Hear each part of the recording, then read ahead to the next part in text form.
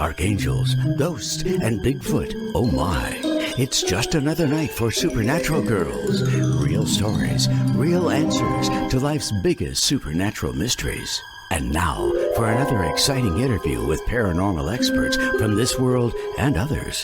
Here's your host, paranormal researcher Patricia Baker, on the one, the only Supernatural Girls.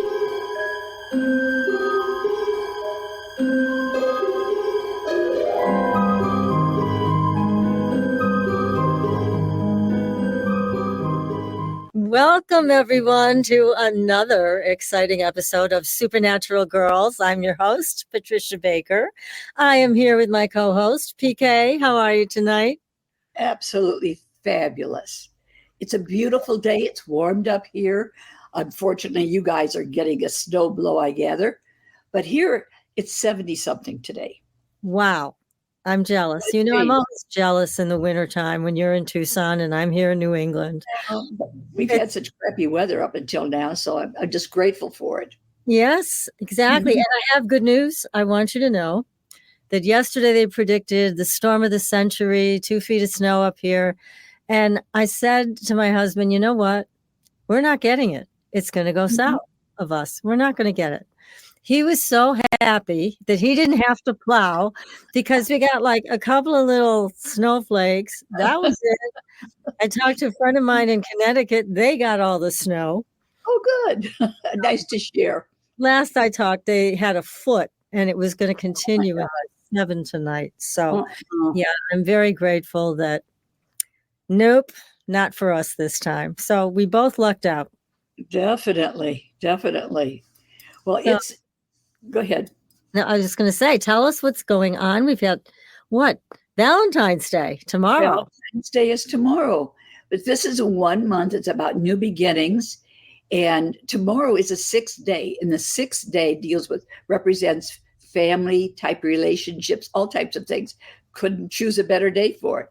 And it's a year that we're dealing with our finances. So I'm sure some of these ladies are going to be looking at some pretty expensive gifts tomorrow. Ooh. Just a thought, could be a ring on the finger and all that good stuff. But nice. Relationships are really what it's all about. And of course, Valentine's Day is a special day. And when we're taking a look at it, it's about a 6, which is about family type situations. So that's why I'm looking at more goodies within the family and relationships tomorrow, more so than others may have even expected. But Well, you take I like that. Yeah. And after all, the year itself is about our finances, and everybody's kind of hoarding and holding back because of the way things have been of late. But I think people are going to splurge a bit for Valentine's Day. And when it comes to romance and timing, well, let's face it, we'll call it the Super Bowl of romance after yesterday's big to-do with our superstars. Woohoo! Way to go. I hope she gets a ring tomorrow. Otherwise, I'm going to be very disappointed. Oh, really? My goodness. Well, Yeah. I'm sure we'll be the first to hear about all of this. And I know you're watching it and you're going to compare their charts, which will be a very interesting look. That I'm going to do. But I thought I'd wait until let the big to-do of the weekend subside a bit, because between her big trip, his big trip, way to go. I mean, talk about luck factor. Both of them have really hit the top of the charts.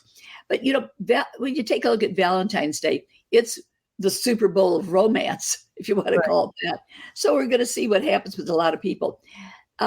It's also going to be very interesting to see how others are going to become involved with helping other people out, because it's one of these things. Everybody's concerned about relationships all of a sudden, I guess, because of the fire lit under the two of them, whether it be the football or the dance stage, whatever. But there's a lot of things taking place. So a person's destiny has a lot to do with what's taking place right now. But think in terms of the fact that this year itself, it's about our finances. This month is definitely a month when we want things to be perfect.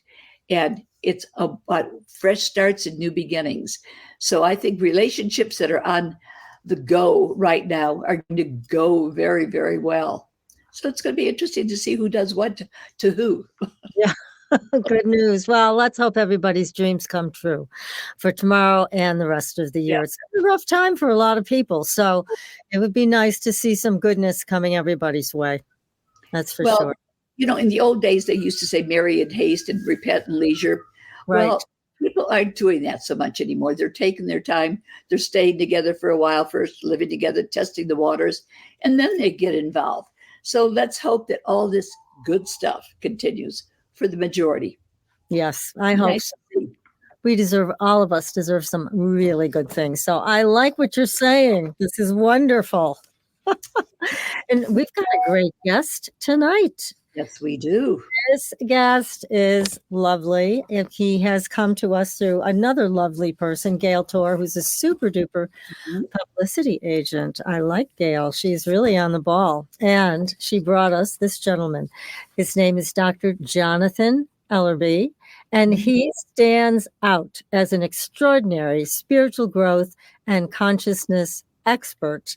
He offers a rare background, including advanced academic degrees in research, decades of practical leadership, and applied experience in settings as diverse as hospitals, rural communities, Fortune 500 boardrooms, international settings, and premier retreat and resort facilities. And he brings with him 40 years of personal direct experience. So he's a very seasoned spiritual teacher, chaplain, interfaith minister, holistic healer, and ceremonial leader. There are few topics in the world of consciousness, culture, religion, and spirituality that he cannot address with clarity, insight, and an inspiring perspective. So welcome to the show, Jonathan Ellerby. Pleasure to have you here. And you've got a new book, and you're going to tell us all about that, I'm sure. Yes. Thank you for such a warm and excessive welcome. So happy to have you. And we only have the best guests here, so you're one of them. Well, it's my pleasure and honor to be on your show. Yeah, thank you. Good. Now, please tell us, what got you onto this path? Well, it's interesting you should ask, because I was just listening to the bio and I thought, like, who is this old dude that's done all these things and he's been here and there, and then there was this reference to 40 years of study, and I thought, well, that almost sounds dishonest, right? But really, the answer to your question, which is very relevant to the book that I just that we're just releasing now, is that my interest in spirituality really found me. And it started for me when I was about 10 years old. I mean, pretty young guy. I have a 7-year-old girl and a 15-year-old boy. I can't imagine either of them being as weird as I was. But what I can say, first of all, is that I think that all of us are deeply spiritual as children. I think we all have a natural sense of wonder. I think we have more open senses, a more willing and open mind and heart. So I do think it's normal for young people to be spiritual. But what started happening for me at that age was that I started to experience what we might call phenomena, or, the kinds of things people talk about on your shows, energy, presence, and a sense that there was another world coexisting with ours. And I'm not going to, take too long to kind of finish this thought. But, by the time I was, 13, 14 years old, when most of my friends were out, wanting to try their first beer or maybe go on their first date, I was wanting to meet spiritual leaders and healers and experts, because in some ways I was probably trying to find out if I was crazy. But the more my studies became intentional and formal, the more I started reading, the more I started meeting with people, the more I started to see that spiritual growth, something we can just refer to broadly, is such a valuable and powerful part of being human. It's such an essential part of the healing path and the path of maturation and wholeness. And ultimately that catapulted me into a life of professional work and relating to applied spirituality and academic studies and all the rest of it. Now, when you were growing up and you had this awareness, which I'm sure was quite different than the rest of your friends, did you get support from your family for this? Yeah, the answer is kind of an interesting one because in some ways, at first glance, you might say not at all. And then in other ways, I would say probably the best support I could have gotten. So in the ways that it wasn't around me, it wasn't something my family talked about. So my dad was a very agnostic, rational, materialist.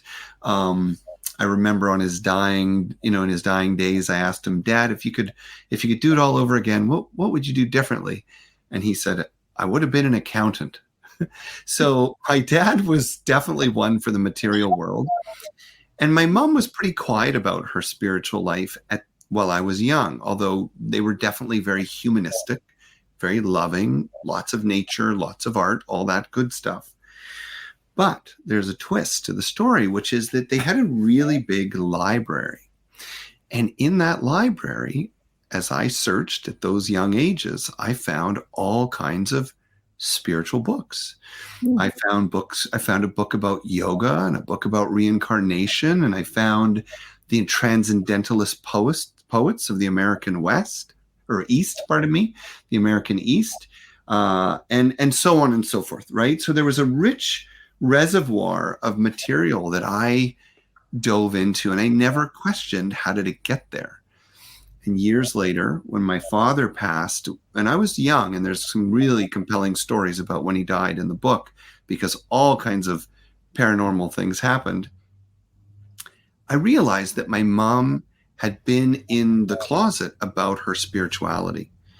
And I just want to take one more moment to share something, because I think for a lot of listeners, this is important. I believe that a lot of people who listen to your show listen because you make them feel safe and you help them to feel a sense of permission to explore things that probably a lot of people in their life don't, to talk about things that a lot of people in their life don't. And that was my mom's story. And so it really wasn't until I was a full-blown, weirdo, that I realized that all along, my mom secretly had a passion for the same things. Now, how does this translate into my new book, which I have right here? Early copy.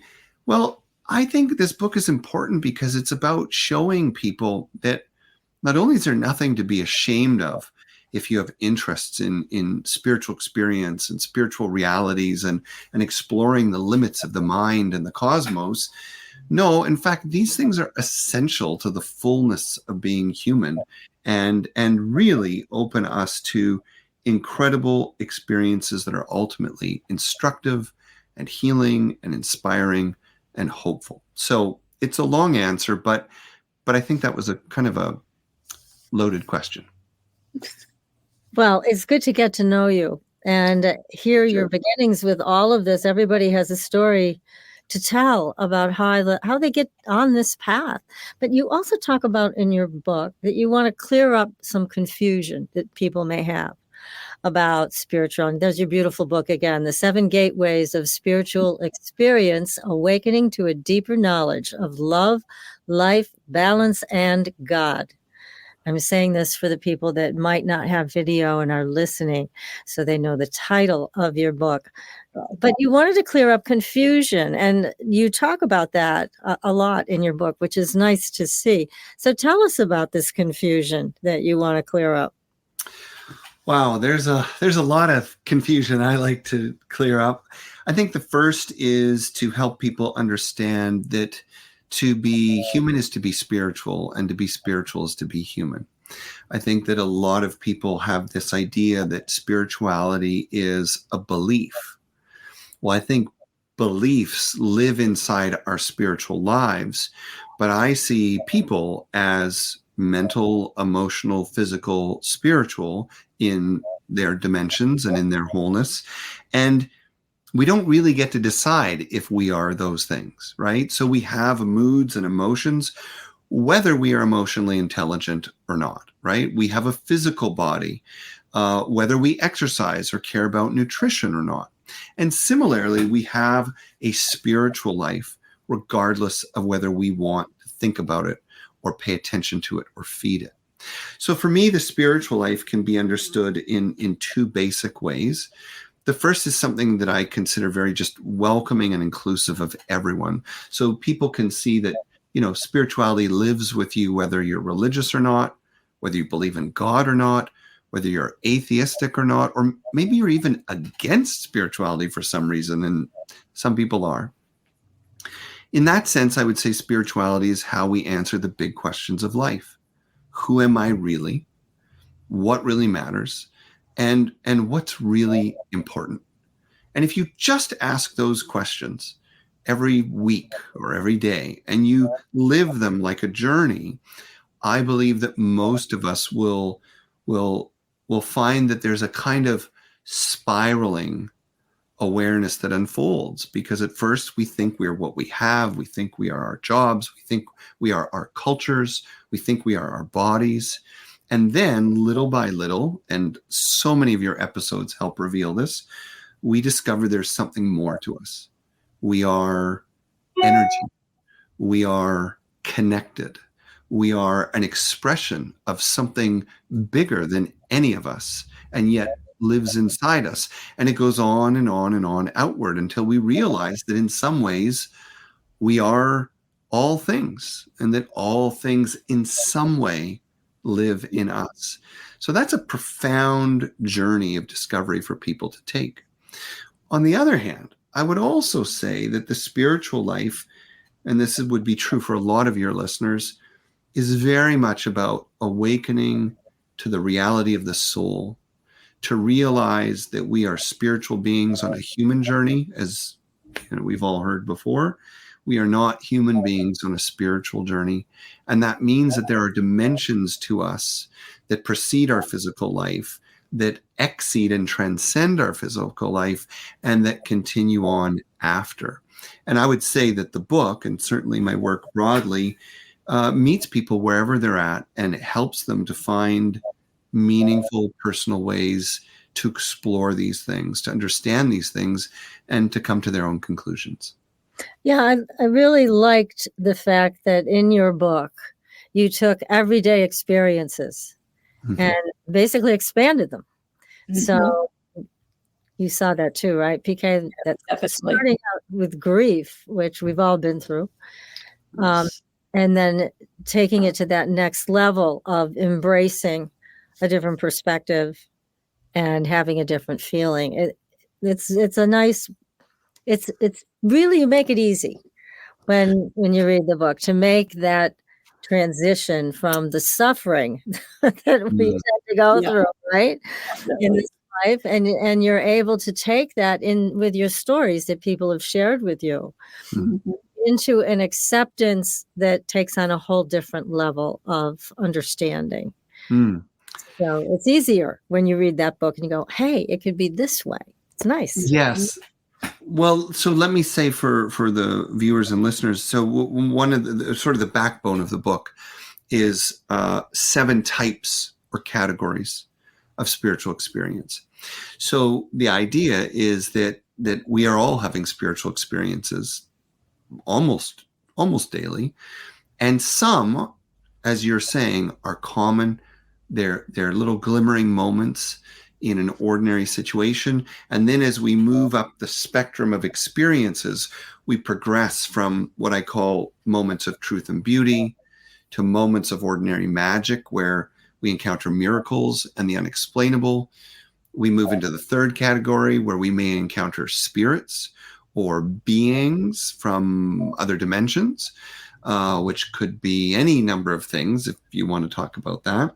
And then in the fourth category, we have experiences of the cosmic self, which means moments where we retain our consciousness, but somehow feel we have moved beyond the body. And this can happen in dreams, out-of-body experiences, near-death experiences, and so on. Then we have experiences in category 5 of divine energy. And those are direct encounters of subtle energy, very typical of psychedelic spiritual experiences and reports, but also common in other, I guess, practices and traditions. And then the final two are much more what we might classically call mystical, experience of the ultimate nature of reality, the direct perception of what we might call God or love or wisdom. And as you said, the intention is to make it feel familiar, to provide stories that let people understand from the inside out what these experiences are like. And yes, they range from the very everyday to the extreme and extraordinary. But what marks the seven in common is that we find they persist in cultures around the world and literally since the very beginning of time. And that's phenomenal if you consider how quickly scientific information is changing, by the day now, by the hour, arguably. But these phenomena of human experience persist. And I think that tells us something about the nature of reality. It does. It definitely does. I mean, PK and I have been following a lot of information with psychedelics. And at the same time, what we have to look at is how our governments have criminalized the very natural substances that would help us to not only get in touch with more spiritual energy, beings, mystical, whatever you want to say, but it's also very helpful to people who have an issue with depression, or something else. And it's really very telling about how difficult our current governments have made it for people to have these experiences and also be free of depression and other mental illnesses that these plant medicines can cure, not just heal temporarily like a drug, but cure. Well, if I can make a comment about a pretty broad and provocative topic, my mind goes to a very commonplace marketing technique that's used today. So what people will find if they're surfing around is a video that refers to something dramatic that people need. Maybe they're interested in weight loss or longevity or something about financial security. And then you'll watch a video and you'll get 2 minutes into it, 3 minutes, 4 minutes. And the whole way they keep talking about how they've got the solution, they've got the answer. And you get to the end and they say, sign up now. Yeah. And what? You just told me for 5 minutes, it's free, it's available, it's something that everyone can do. And only you have the key. Only you have control. So how does this relate to what you shared? Because I think this is quite interesting. If you go back 2,000 years in time and you look at cultures around the world, including early Christianity, you'll find a pervasive embrace of direct spiritual experience for all people. Everyone's expected to be in relationship, whether it's in the East with ancestors and the elements, whether it's in indigenous cultures with, ancestors and the elements, whether it's in ancient Judaism, you name it. Even early Christianity was about the visitation of Jesus in, spirit form on the earth. But then something curious happens over time as empires are built, as technology advances. I would argue, personally, as societies become more masculine in consciousness, we see a stratification start to happen. Religions stratify, politics stratify. And what starts to evolve is the cultivation of power. And we start to see the roots of where we are today, which is a world that has moved so far. Now, it's changing, and thanks to people like you, it's changing. But a world that's moved so far from embracing spiritual experience, ceremony, the power of plants, of ritual, of ceremony, not just for the things you talked about, but for all manners of things. And my point is that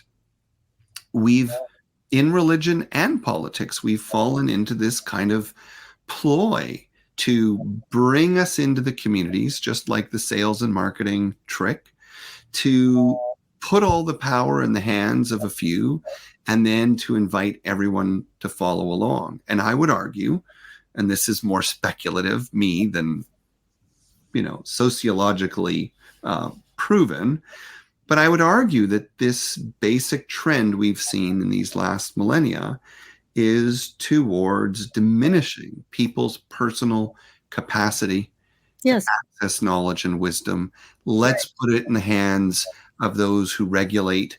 And boy, oh boy, you better get rid of psychedelics, because if you don't need your physician, if you don't need your oncologist, if you don't need your therapist, what would all these poor professionals do?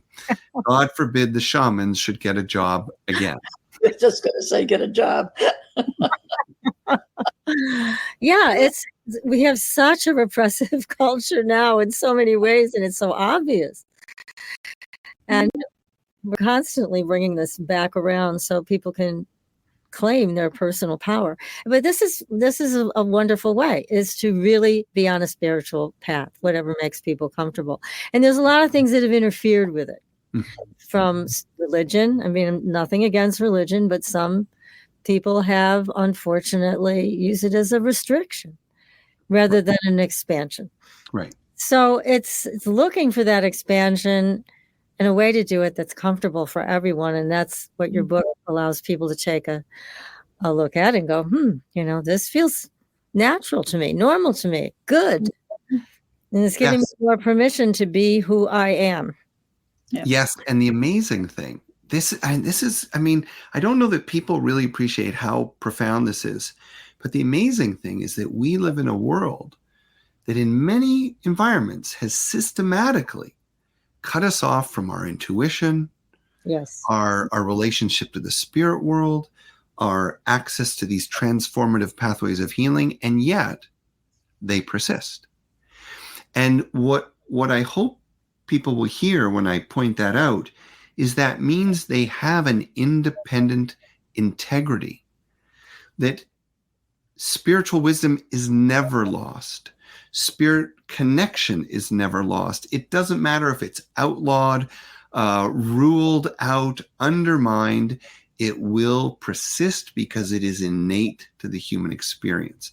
And I would add that if you look at the most incredible innovators in science, in medicine, in music, in the arts, in almost all cases, the most exceptional transformers of culture were people who had some kind of elevated experience. And whether that was Einstein or Edison, or whether that was Mick Jagger, right? Or, we can go through the list of cultural creatives and cultural change agents. And I would say almost always they've had a moment that has taken them out of the ordinary world, shown them something different, and they've come back to say, wow, I have something profound to share. And I think you both know this, in many cases, most cases, they will say, I don't even feel like this came from me. I don't even feel like I created this. Somehow I feel like I was just lucky enough to receive whatever, this song, this poem, this vision of business, this invention. And I think that points us to the understanding that there is a consciousness that is wise, that is intelligent, that lives above and beyond us, and yet we can all draw from. Exactly. We can access it. And again, it's important for people to understand that it is normal. What we say here is supernatural girls where paranormal is normal. That's our tagline. And there's a reason we have that, because as you said in the beginning of the show, we like to make people feel that this is a place to come to discuss things that they may have been told are abnormal or strange or weird. You're the weirdo. You talked about yourself as a weirdo. It's so unfair.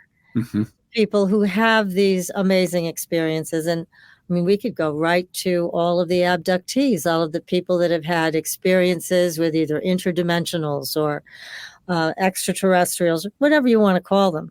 Doesn't matter. They're not here in human form. But yet, look at what our government did to these people years ago and continue to do. You know, the absolute cruelty to try to make these experiences, you know, crazy. These people are mentally ill. They're crazy. They're making it up. There's too many stories, unfortunately, that I personally know of people who were targeted for terrible treatment. Right. And yet they had the integrity and the strength to say, I don't care what these people are saying about me and my experience. It happened.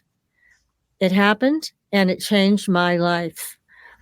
And many people say it changed their lives in a good way, except for how they were taunted, harassed, and tracked by our own government. That didn't make them feel good. But it's important, I think, for people to know both sides of this, and to encourage each other to share their experiences, no matter how strange they sound. Yes, you know, one thing I so appreciate what you're saying, and I don't think anyone is served by fear of ideas, fear of experiences, no matter how outrageous they may sound. Let's share them. Let's hear them. Let's learn from each other. Let's talk about what's real for you. And maybe together we will find something closer to a whole story of our universe, when we know that even if we heard every story of every 8 billion being on the, human beings on the planet, or, whatever number we're up to, we still wouldn't have the whole story, because that's the nature of an infinite universe. But to your point, one of the things that I have to admit I love about the book is that I made a decision that was a little difficult at first. I wanted to approach it a little more academically, talk about all the research that's been done on each of these 7 categories of experience, and validate these things through psychology and neurology and, the history of study of religion and so on. And I realized that probably the most important thing to share is stories. Let people hear other people's stories. And I provide a personal story of each of the 7 categories of experience, so that people can see these aren't just ideas. These aren't just things that happen out there. I think the stories are relatable and the situations are relatable. Now, obviously, some of the experiences are pretty outrageous, fair enough. And I like to tell stories from trips around the world and experiences with other cultures, but that's because I think that makes a good story. And I think it's important that people feel a sense of global community when they explore spirituality. But to your point, it's absolutely time that we normalize these things, that we share these things, and we bring all these worlds of non-ordinary experience together and see what we come up with. And I think, as you said, for the most part, we come away with insight. We come away with humility. We come away with a sense of connectedness. We come away with a sense of the preciousness of life. I mean, really, it sounds like I'm flattering you because I'm on your show, but I really believe that the kinds of things you're exploring and the kinds of things this book is about, I feel like they are quite literally a missing ingredient to a vibrant collective future. Because it's precisely these experiences that introduce novelty, innovation, and greater visions of who we are and what we can be, rather than just looking at history and adding up the building blocks that haven't served us all that well until now. Agreed. Yeah, we totally agree with what you're saying. It's interesting too, because Robert Bigelow from Bigelow Aerospace, he's very interested in life after death, and of course UFOs are his middle name. And he was doing a second round of inviting people to participate in a competition to explore certain things. And one of the things that they wanted an answer to was this question: what will it take for people to turn to spiritual things rather than technology. Because you see how we're going right now. And I thought that question. When I worked with a small group at the time and posed the question, and the answer that I got was, how can you build on a lie? I mean, so much of our past isn't the truth about who we are.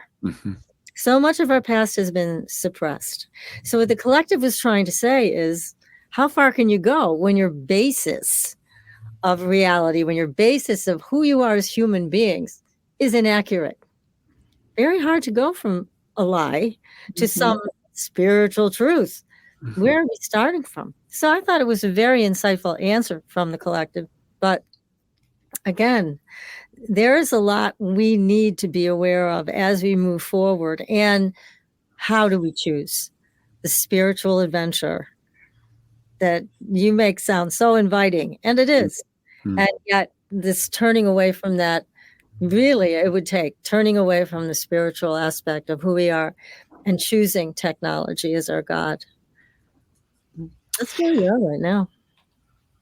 Listen, it's so interesting that you brought this up right now. I have a million things I'd love to say, but I'll control myself because we only have so much time.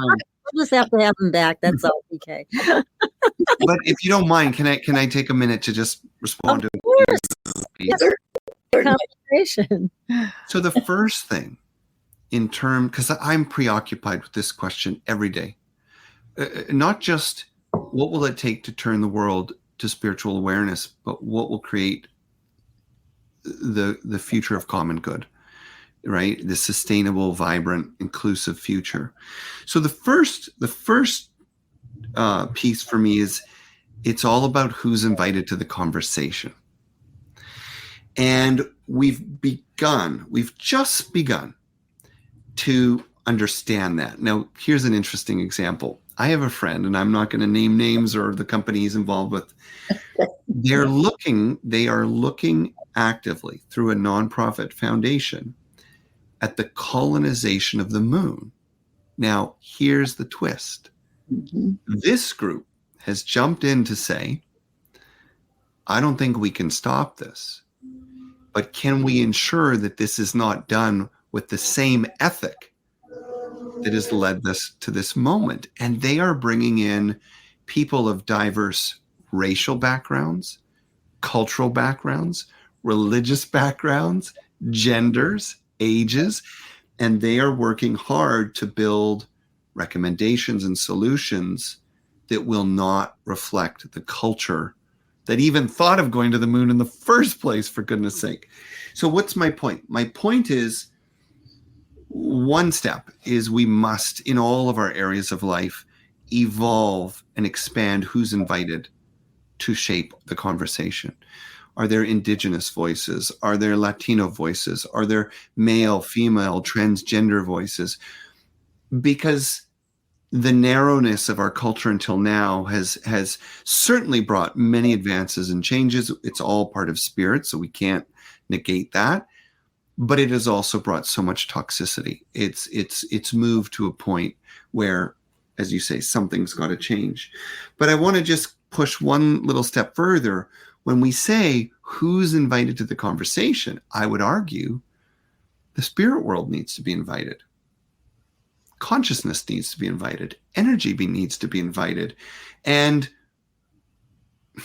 I'm reluctant to use the word God because of the social complexity of the word, but the ultimate source and mystery needs to be invited to that conversation. And I believe that when we have that level of expansiveness of heart and mind, we just might begin to understand how vastly the system needs to change.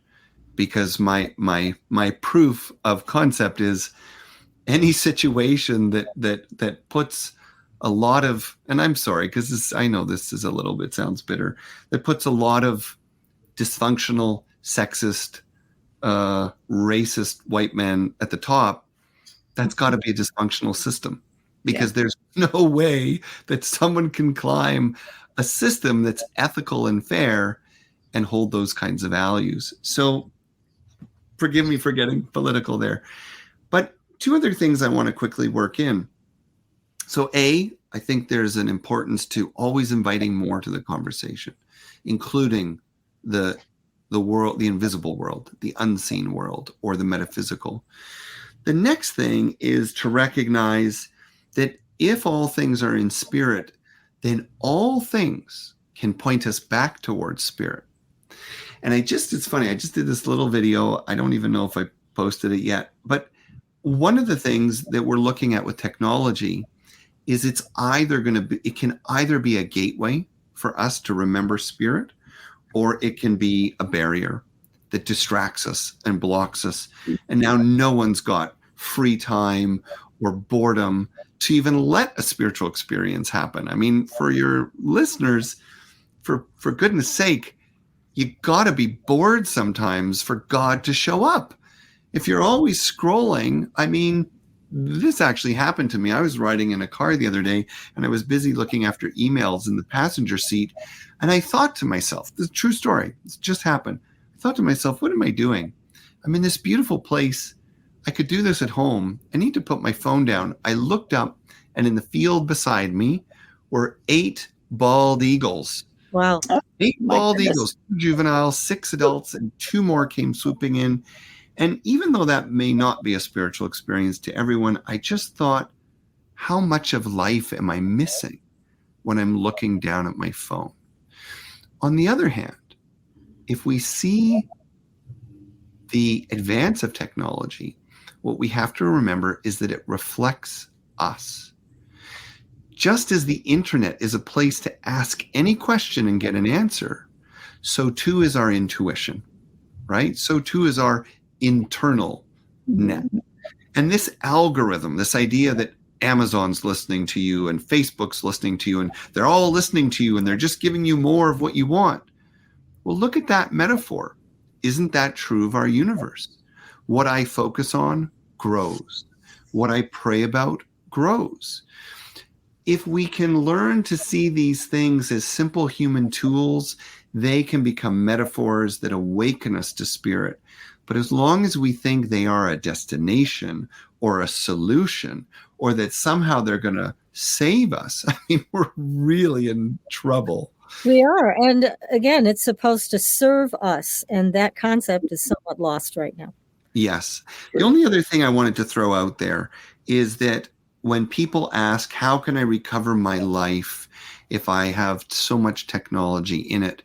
I do have this sort of formula that I encourage people to explore, which is to consider this. For most of us, it's probably not practical or realistic to say we're going to dispense with technology. I mean, we have this amazing interview and this chance to meet and reach people all over because of technology. So rather than asking the question, how can we get rid of it? I invite people to ask the question, what is it taking away from me? Think of those things and then invest in them. If it's taking away time in nature, make time for nature. If it's taking time to sit face to face, knee to knee with a friend and laugh in person, make time for that. If it's keeping you in your mind and out of your body, get into your body. Smell, taste, touch. You're a sensual being. Celebrate the fullness of your body.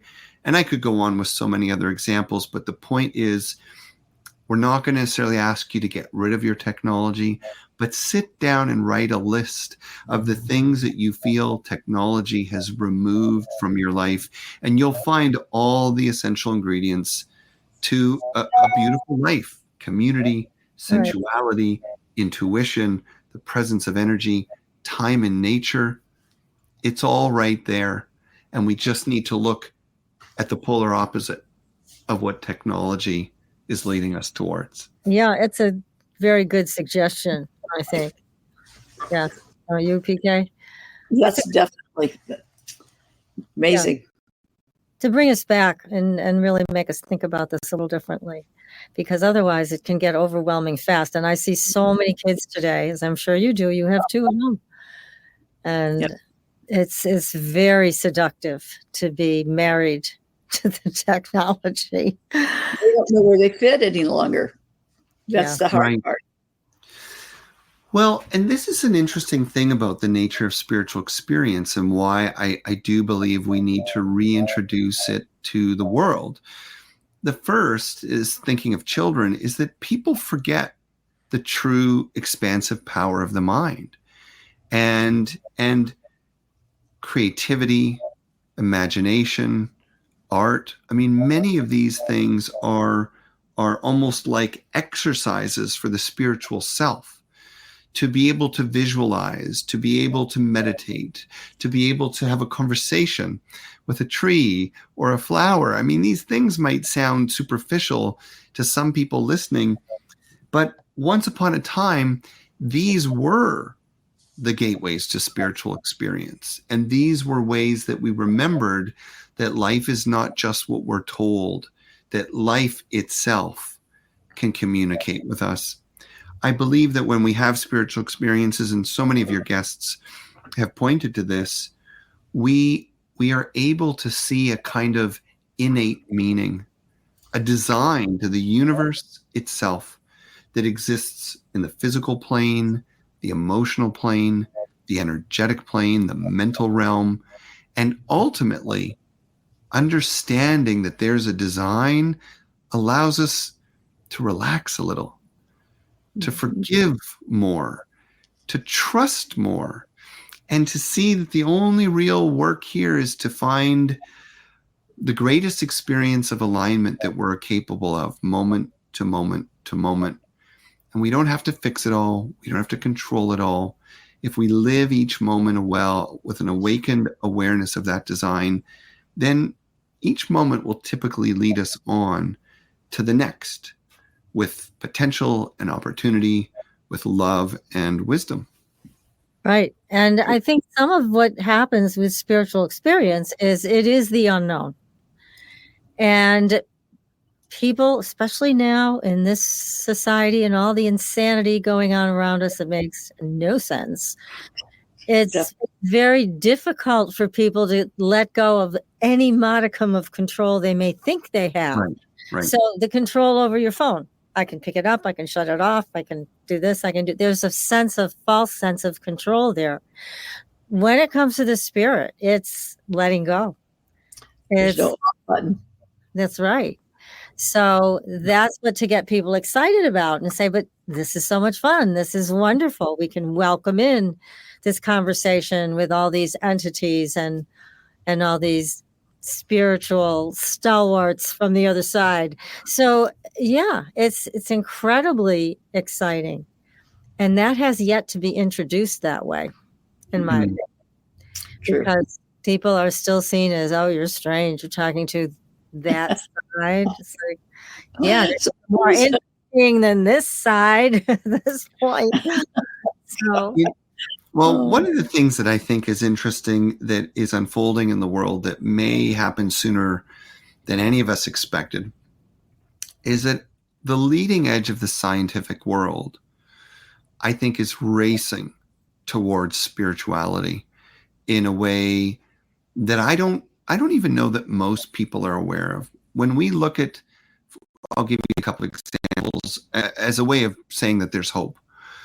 When we look at astrophysics today, and you listen to guys like Neil deGrasse Tyson or Brian Greene or whoever you're interested in, these people talk much more like mystics than they talk about, and then they talk like controlling materialists. What they encounter as we go further and further back in time and further out into the furthest reaches of our known universe is just how little we know. You hear people that speak with wonder, with amazement, with awe, with humility. And these are our scientists. And then when we go to the macro or the microcosm, we're finding a similar kind of surrender. In fact, there's been a lot of work that's been coming out lately about what they call perceptive reality. And this idea that even the scientific community is beginning to stand up and say, you know, maybe no one has the final answer on what reality is. Maybe it's not just boxes that we can stack and numbers that we can control.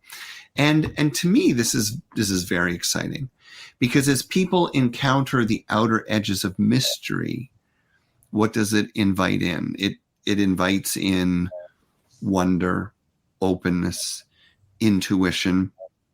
And I would say that as the darker side, and I mean that in the negative way, as the darker side of technology and science take our humanity and our senses from us, my hope is that people will feel no choice but to return to what's left.